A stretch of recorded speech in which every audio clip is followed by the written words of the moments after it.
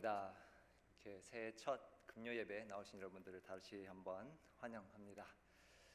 저희 설교학 교수님의 가르침을 오늘만큼은 좀 어기고 설교 말씀 전에 꼭 좀 인사를 드리고 싶습니다. 제가 아까 말씀 들으셨던 것처럼 주일날은 수련회 사실 말씀을 또 전하러 가야 돼서 또 개별로 다 인사를 못 드릴 것 같아서 이 자리를 좀 빌려서 꼭 감사의 말씀을 좀 드리고 싶습니다. 지난 3년간 저희 가정이 정말 많은 사랑과 축복을 이곳에서 받았고요. 저 개인적으로는 신학교에서도 정말 많이 배웠지만 이 한우리 교회를 통해서 정말 여기 목사님들을 통해서 또 담임 목사님을 통해서 정말 목회가 무엇인지 또 목회를 어떻게 해야 할 것인지 이런 고민 가운데 참 많은 해답을 준 교회입니다. 그래서 정말 감사하다는 말씀을 꼭 드리고 싶고, 혹시 부산에 오시게 되면 연락을 주시면, 회는 좀 그렇고 저희 부산에 돼지국밥이 더 유명하거든요. 제가 돼지국밥을 이렇게 대접해 드리도록 하겠습니다. 새해가 되면 저희가 많이 하게 되는 말이 있습니다. 새해 복 많이 받으세요라는 말도 많이 하지만 사실 이 작심삼일이라는 말을 많이 하게 되고 듣게 되고 또 경험하게 됩니다. 마음을 먹으면 3일이 가기 힘들다는 이 말, 새해가 되면 저희가 많이 경험하게 됩니다. 오늘이 공교롭게도 1월 3일입니다. 우리 한번 옆 사람에게 한번 물어볼까요? 작심 3일을 이겨내셨습니까? 한번 물어볼까요? 2020년 이 새해를 맞이해서 우리 모두는 어떠한 새로운 다짐, 결심, 그래서 새로운 계획들을 세웠을 겁니다. 그러나 이 작심삼일이라는 말이 있는 것처럼 이 다짐 가까이서 따라 붙는 것이 바로 실패라는 단어입니다. 나의 다짐과 나의 새로운 계획을 세웠어도 정말로 우리는 어김없이 매해 실패를 경험하게 됩니다. 올해도 다이어트, 독서, 가족과의 시간 등등의 다짐을 하지만 얼마 가지 못해 우리의 결단들이 실패로 끝나기 마련입니다. 우리의 신앙생활도 마찬가지죠. 큐티, 성경 통독, 기도 생활, 이 모든 것을 우리가 다짐을 하지만 이것 또한 쉽지가 않습니다. 실패를 경험하고 또 경험하게 됩니다. 그래서 그 누구나 실패를 피할 수만 있다면, 내가 실패를 피할 수만 있다면 그 방법을 알고 싶어 할 것입니다. 오늘 그래서 저는 이 요나서의 말씀을 통해서 어떻게 하면 우리가 실패를 피할 수 있을지 두 가지를 살펴보기를 원합니다. 어떻게 하면, 특별히 우리 하늘의 교회 표인 이 제자의 삶이라는 이 표와 관련돼서 어떻게 하면 우리가 제자의 삶을 살아가는 데 있어서 실패를 피할 수 있을지 두 가지를 요나서 말씀을 통해서 살펴보기를 원합니다. 가장 먼저 실패를 피하기 위해서는 우리는 하나님의 명령을 인식해야 합니다. 하나님의 명령을 인식해야 합니다. 오늘 말씀 1장 1절 2절을 다시 보겠습니다. 여호와의 말씀이 아미떼의 아들 요나에게 임하니라. 이르시되 너는 일어나 저 큰 성읍 니느웨로 가서 그것을 향하여 외치라. 그 악독이 내 앞에 상달되었음이니라 하시니라. 요나서는 요나를 향한 하나님의 말씀으로 시작을 합니다. 그리고 그 명령이 2절에 나타납니다. 너는 일어나 저 큰 성읍 니느웨로 가서 그것을 향하여 외치라. 일어나 가서 외치라. 짧지만 아주 구체적인 명령을 하나님께서는 하십니다. 요나는 일어나 가서 가야 할 곳이 있었고 가서 외쳐야 할 메시지가 있었던 것입니다. 그런데 그가 어떻게 반응하죠? 3절 함께 읽도록 하겠습니다.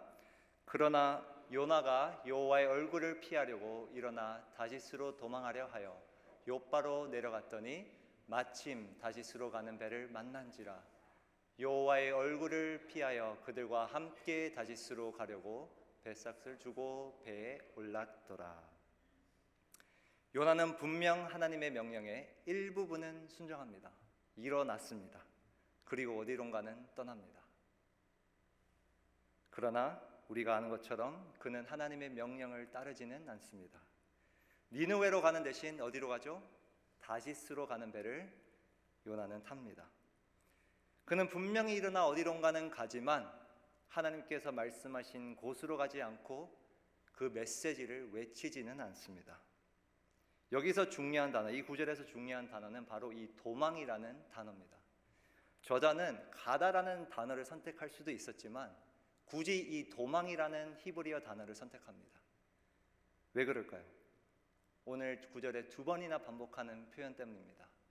여호와의 얼굴을 피하여, 여호와의 얼굴을 피하여. 요나는 단순히 어디론가 간 것이 아니라 하나님을 피해서 도망을 간 것입니다. 명령에 불순종한 것이죠. 근데 그 다음 어떤 일이 일어나죠? 4절을 볼까요? 4절과 5절을 보겠습니다. 여호와께서 큰 바람을 바다 위에 내리심에 바다 가운데에 큰 폭풍이 일어나 배가 거의 깨지게 된지라. 5절 말씀, 사공들이 두려워하여 각각 자기의 신을 부르고 또 배를 가볍게 하려고 그 가운데 물건들을 바다에 던지니라. 그러나 요나는 배 밑층에 내려가서 누워 깊이 잠이 든지라. 하나님께서는 큰 바람을 일으켜 바다 한가운데 큰 폭풍이 닥칩니다. 모두가 두려워 각자 신에게 부르짖을 그때에, 그리고 심지어 물건들을 버리는 그 긴박한 상황 가운데 요나는 뭘 하고 있죠? 잠이 들었습니다. 잠이, 배 밑에서 잠이, 그것도 깊이 잠이 들었다고 표현하고 있습니다. 상상을 해보십시오. 폭풍이 일어나는 그때에 모두가 긴박한 그 상황 가운데 요나 혼자서는 곤히 깊이 잠이 든 것입니다. 이러한 요나에게 선장이 찾아와 6절에 이렇게 이야기합니다. 선장이 그에게 가서 이르되 자는 자여 어찌함이냐, 일어나서 내 하나님께 무엇하라? 구하라. 일어나서 내 하나님께 구하라. 사실 저희 한글 번역에서는 이것을 캐치하기가 좀 힘든데 히브리어로 보면 이 구하라는 단어는 외쳐라 라는 하나님의 말씀하신 그 단어와 동일합니다. 일어나 외쳐라. 하나님께서 아까 2절에 말씀하셨죠? 일어나 가서 외쳐라. 그런데 바로 그 선장이 잠든 요나에게 이렇게 이야기합니다. 일어나 내 하나님께 구하라. 일어나 외쳐라. 요나는 이 선장의 말을 선장의 말이 아닌 하나님의 말씀으로 들렸을 겁니다. 그는 분명 일어나 어디론가 가고는 있었지만 이 외치다라는 명령을 이행하지 못하고 있었기 때문에 일어나 외쳐라 라고 하는 이 선장의 말을 딱 들었을 때 하나님의 말씀이 생각이 났을 겁니다. 자신이 이 명령을 이행하지 못하고 있음을 깨달았을 겁니다. 이후에 우리는 어떤 일이 일어난지 스토리를 압니다. 요나는 결국에는 니느웨로 가죠. 결국에는 니느웨로 갑니다. 그러나 요나서의 첫 장, 이 도입부는 하나님의 명령에 따르지 못하는, 하나님의 명령에 따르게 이행하는 데 있어서 실패를 하는 요나를 그리고 있습니다. 성도 여러분, 우리는 어떤가요?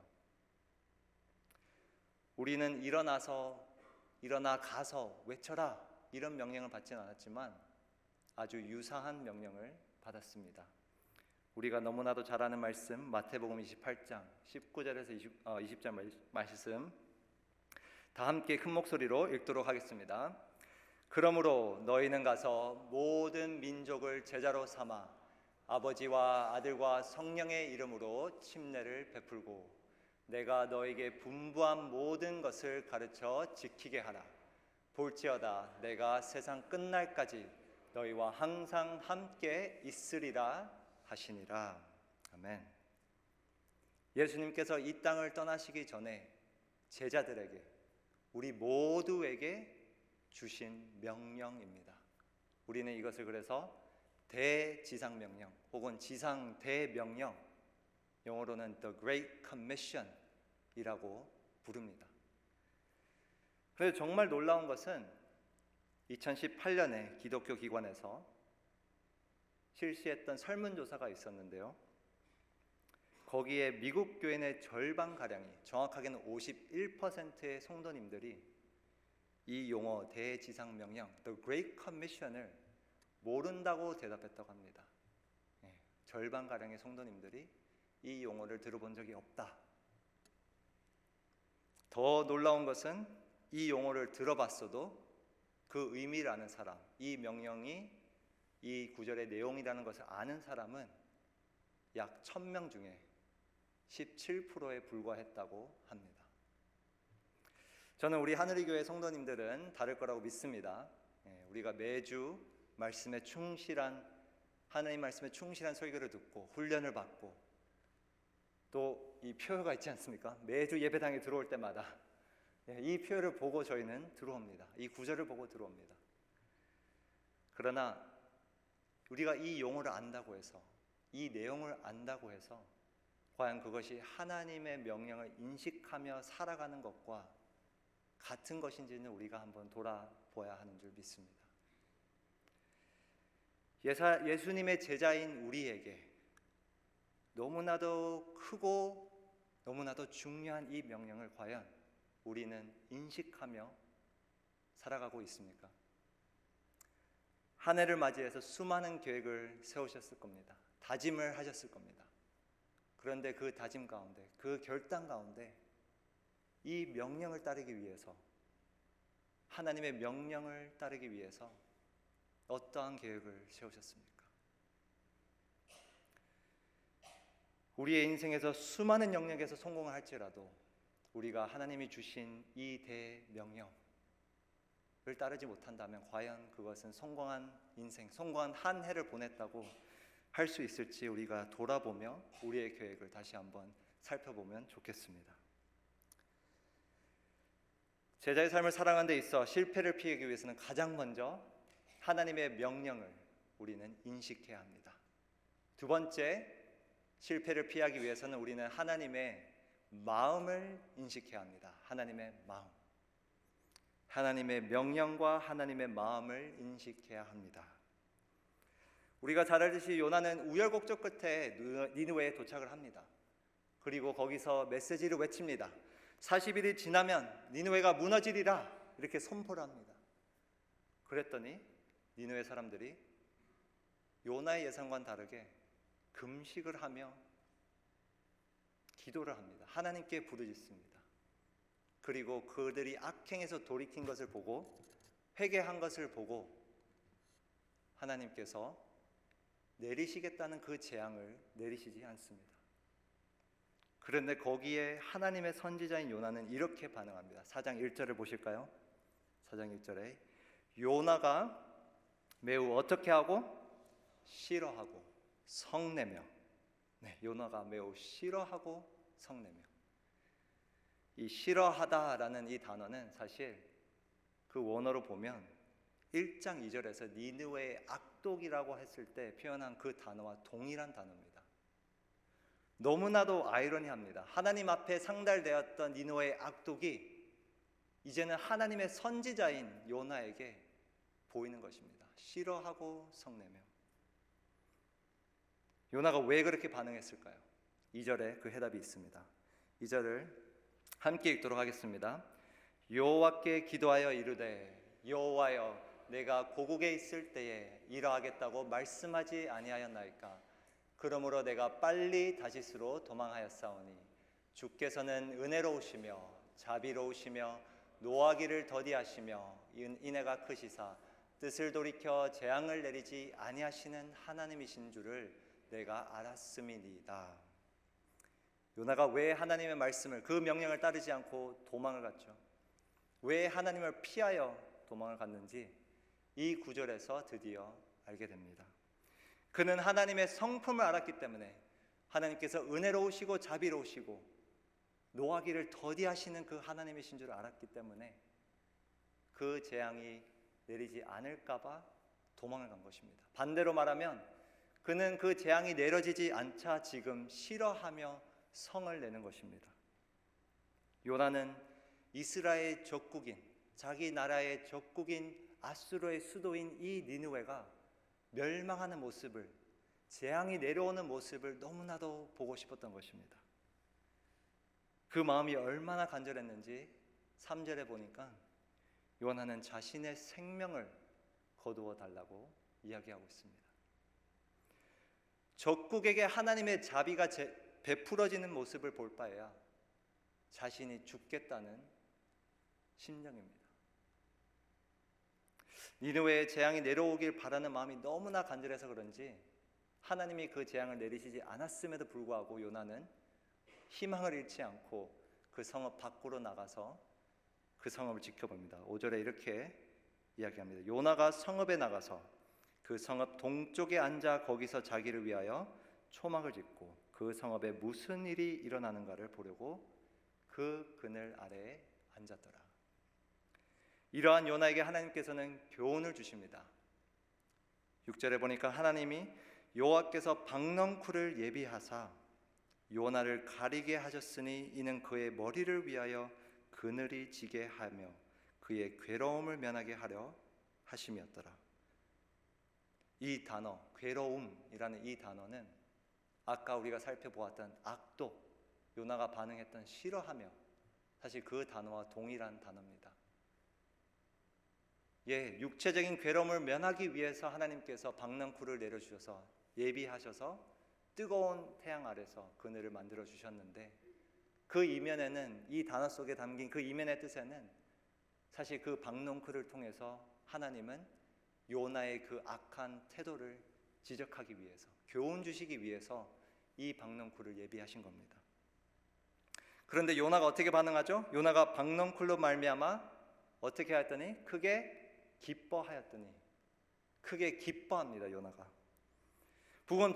분명 조금 전까지만 해도 싫어하며 성냈던 그 선지자가 박넝쿨 하나 때문에, 자신의 괴로움을 명쾌하는 이 박넝쿨 하나 때문에 크게 기뻐하고 있습니다.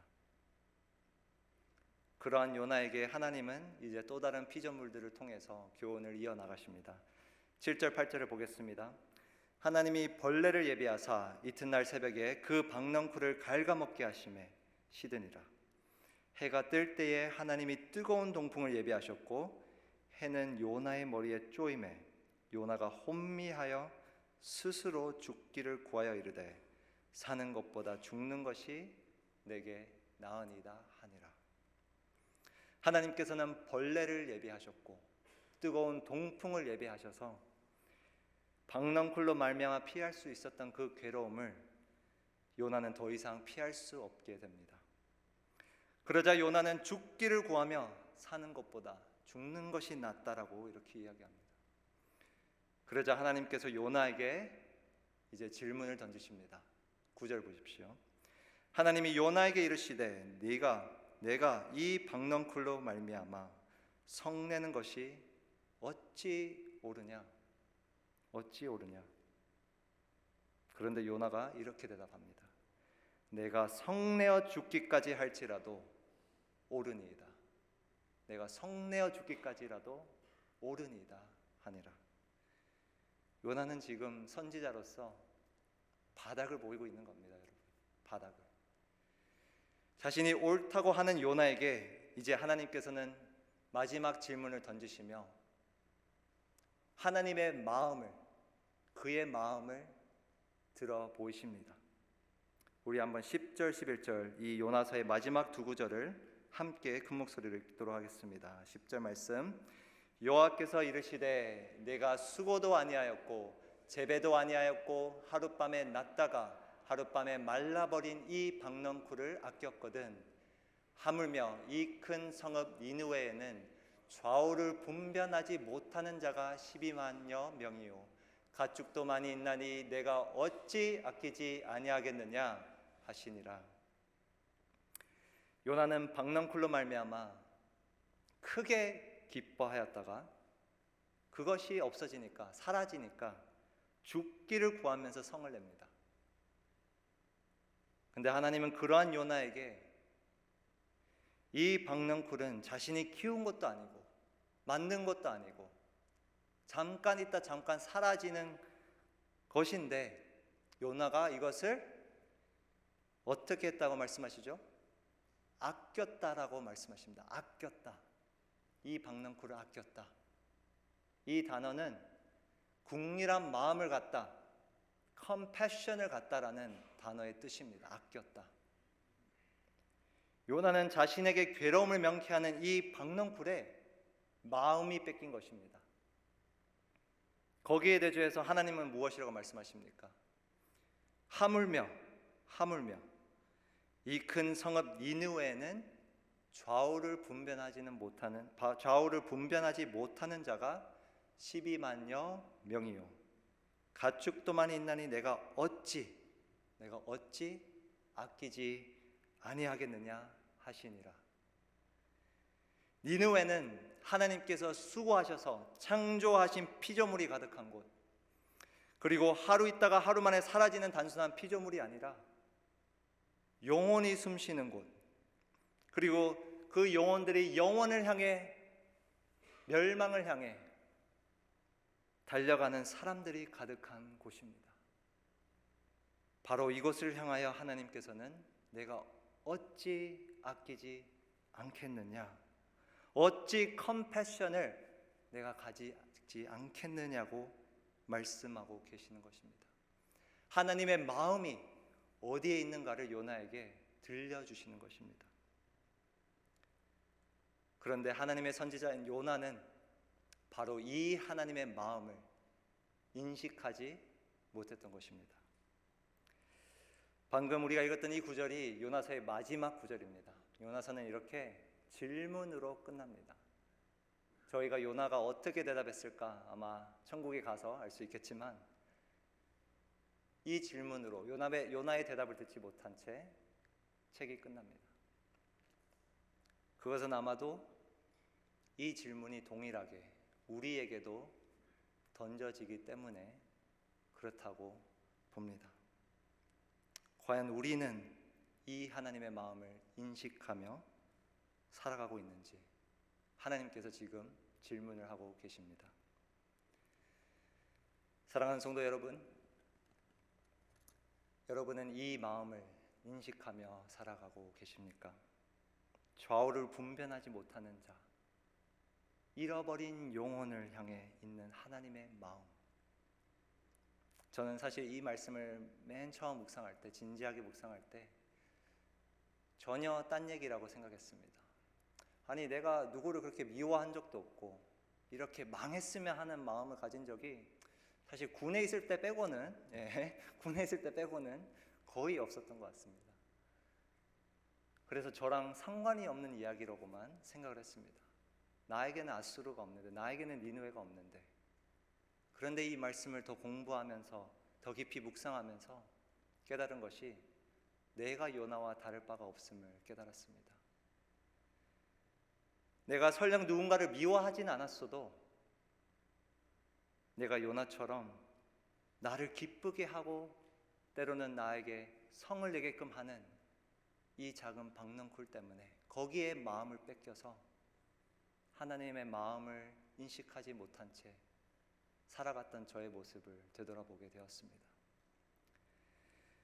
우리의 삶의 박넝쿨에 마음이 뺏겨 하나님의 마음, 사람을 향한, 영혼을 향한 그 하나님의 마음을 인식하지 못한 채 살아가는 것은 아닌지 돌아보면 좋겠습니다. 지금 사실 수련회에 가 있는 우리 유스 학생들 중에 12학년 이제 졸업을 앞둔 학생들이 많습니다. 근데 그 학생들에게는 박넝쿨이 이제는 대학 합격 소식일 겁니다. 이제 합격을 하냐 못하냐에 따라서, 장학금을 받냐 못하냐에 따라서 크게 기뻐할 수도 있고 또 크게 슬퍼할 수도 있을 것 같습니다. 누구에게는 성적, 누구에게는 취업, 건강, 사업, 자녀의 성공, 이 모든 것들이 우리의 삶에서 기쁨을 가져다 주는, 또 때로는 성을 내게끔 하는 우리 삶 가운데 있는 박넝쿨들입니다. 제가 이 자리에 서서 이것에 신경을 쓰지 마십시오, 이것을 위해 기도하지 마십시오 이렇게 이야기한다면 저부터가 사실은 제일 이것을 박넝쿨들을 위해서 기도하는 사람이라고 고백할 수밖에 없습니다. 저도 제 앞길을 위해서 당장 기도를 열심히 하고 있고, 제 자녀들을 위해서 기도를 하고 있습니다. 건강을 위해서 기도하고 있습니다. 그러나 이 박넝쿨에 우리의 마음이 뺏겨 하나님의 마음을 인식하지 못한다면 우리는 제자의 삶을 살아가는 데 있어서 실패를 피하기는 어려울 것입니다. 예수님께서 우리에게 주신 그 대명령을 순종하는 데 있어서 실패를 피하기는 어려울 것입니다. 사람을 향한 하나님의 마음을 인식하는 것, 제자를 삼으라는 예수님의 명령과 마음을 우리가 인식하며 살아가는 것, 그래서 박넝쿨보다 사람을 향해, 제자를 향해 달려나가며 살아가는 것이 실패를 피하는 자의 모습입니다. 저에게 아주 특별한 분 이야기 하나를 하고 오늘 설교를 마치려고 합니다. 저는 감사하게도 아직까지 부모를 잃는 아픔은 겪지 않았지만 사실 한 약 1년 전쯤, 1년이 조금 넘었네요. 1년 전쯤에 저에게 아주 특별한 분, 저에게 아주 가까운 분을 하나님 품으로 떠나보내야 했습니다. 그분은 다름 아닌 저의 이제 외할아버지입니다. 외할아버지. 누구에게는 외할아버지라는 존재가 멀 수도 있지만 저에게는 너무나도 특별하고 가까운 분이셨습니다. 저희 외할아버지께서는 제가 다녔던 침례신학대학교에서 오랫동안 교수 생활을 하셨고, 또 이미 그때는 은퇴하셨지만 제가 학교를 다닐 때, 대학원 MD부를 다닐 때 할아버지 댁에서 사실은 얹혀 살면서 학교를 다녔습니다. 그래서 그렇게 수년을 같이 살면서 참 많은 이야기를 나누고 또 간증도 듣고 조언도 많이 듣고 너무나도 좋은 시간들을 할아버지와 보냈습니다. 그런데 어느 날 저희 둘이서 이제 집 가까이서 외식을 하게 되었습니다. 그래서 이제 밥을 먹으며 식당에서 제가 그때 고민이 있어서 할아버지께 이런 질문을 던졌어요. 할아버지는 어떻게 부르심을 받았습니까? 어떻게 그 부르심에 확신을 가지셨습니까? 그때 할아버지께서 이런 이야기를 들려주셨습니다. 저희 외할아버지께서는 사실 목회자의 가정 안에서 자라셨습니다. 엄밀히 말하면 저희 할아버지의 할아버지가, 그러니까 제 고조 할아버지죠. 할아버지의 할아버지가 목회자였습니다. 기독교가 한국에 처음 들어왔을 때 몇 안 되는 목회자 중에 한 분이셨고, 그때 당시에는 목회자가 많지 않아서 사실 지금처럼 한 곳에서 이렇게 쭉 목회를 하신 것이 아니라 여러 교회를 다니면서 순회 목회를 하셨습니다. 그러다 보니 1년 내내 그렇게 돌아다니면서 목회를 하시다 보니 사실은 목회자가 가정 안에서 가장의 역할을 감당할 수가 없었습니다. 그러한 빈자리 속에서 저희 할아버지께서는 자라오셨고, 자신의 할머니가 또 자신의 아버지가 너무나도 이른 나이부터 그 가장의 역할을 감당하는 모습을 보면서, 고생하는 모습을 보면서 자기는 절대 목회자가 안 돼야지라는 마음을 가지셨다고 합니다. 아니나 다를까 할아버지가 10대 때, 아주 어린 나이에 10대 때 부르심을 받았다고 합니다. 자기도 부인할 수 없는 분명한 하나님의 부르심이었는데, 그때 그는 그 부르심 앞에 불순종했다고 합니다. 외면했다고 합니다. 도망을 갔다고 합니다. 왜? 자기의 가족도 지금의 자신의 가정처럼 고생할까 봐. 그 가정도 고생시키고 싶지 않아서 그 목회자의 부르심을 외면했다고 합니다. 그런데 수년이 흐른 다음에 아주 간단한 진리가 자신의 마음을 찌르며 결국에는 그 부르심 앞에 무릎 꿇게 되었다고 이야기를 전해주셨습니다. 그 진리가 무엇이냐?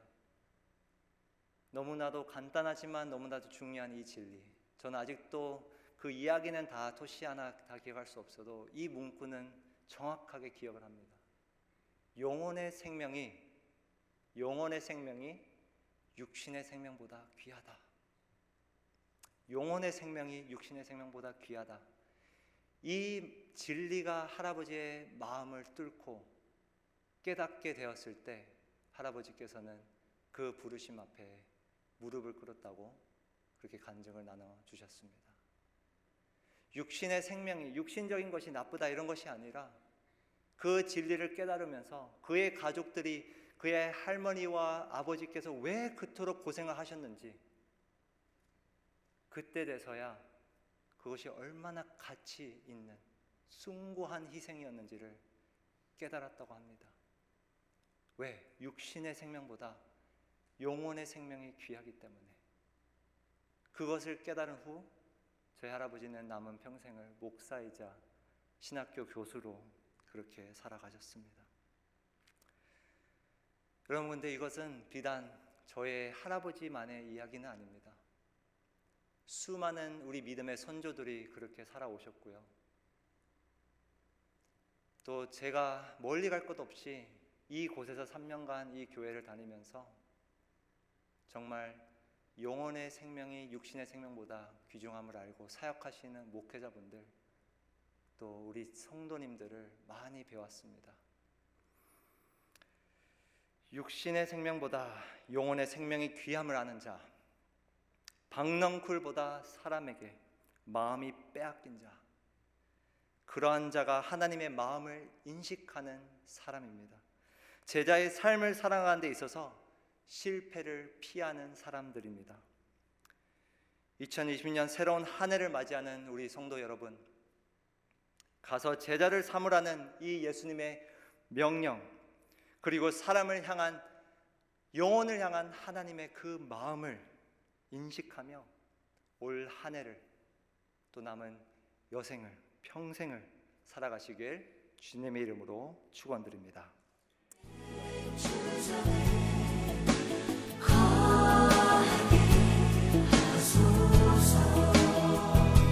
주의